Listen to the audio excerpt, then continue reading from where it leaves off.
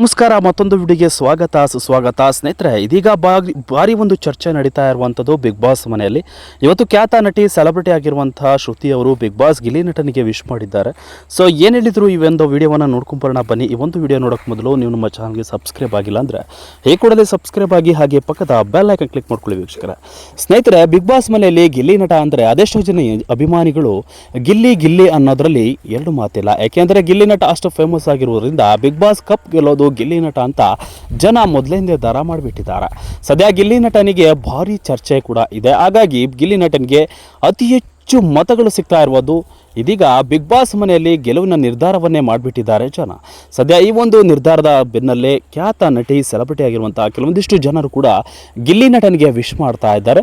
ಹಾಗೆಯೇ ದೊಡ್ಡ ಸ್ಟಾರ್ ನಟಿ ಆಗಿರುವಂತಹ ಶ್ರುತಿ ಅವರು ಕೂಡ ಇವತ್ತು ಏಕಾಏಕಿ ಲೈವ್ ಬಂದು ಗಿಲ್ಲಿ ನಟನಿಗೆ ವಿನ್ನರ್ ಆಗುವಂತಹ ಕೆಲವೊಂದಿಷ್ಟು ಧೈರ್ಯವನ್ನು ತುಂಬಿ ವಿಶಸ್ ಕೂಡ ಮಾಡಿರುವಂಥದ್ದು, ಕೆಲವು ಸಪೋರ್ಟ್ ಕೂಡ ಮಾಡಿದ್ದಾರೆ. ಕೆಲವು ಅಭಿಮಾನಿಗಳಿಗೆ ಇವತ್ತು ಗಿಲ್ಲಿ ನಟನಿಗೆ ಗೆಲ್ಲುವಲಿಕ್ಕೆ ಸಪೋರ್ಟ್ ಮಾಡಿ, ವೋಟ್ ಮಾಡಿ ಅಂತ ಪ್ರಚಾರದ ಒಂದು ಹಂಬಲವನ್ನು ಹೆಚ್ಚಿಸಿದ್ದಾರೆ.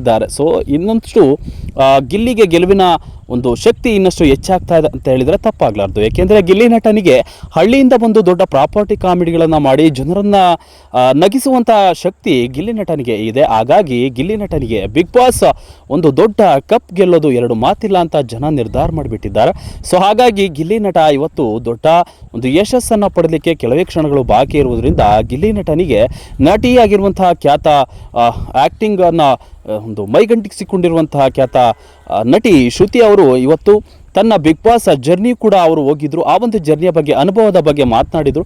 ಸದ್ಯ ಗಿಲ್ಲಿ ನಟ ಗೆಲ್ಲೋದು ಎರಡು ಮಾತಿಲ್ಲ, ಈ ಬಾರಿ ಬಿಗ್ ಬಾಸ್ ವಿನ್ನರ್ ಗಿಲ್ಲಿ ಅನ್ನತ್ತ ಸ್ವತಃ ಶ್ರುತಿ ಅವರೇ ಹೇಳಿದ್ದಾರೆ.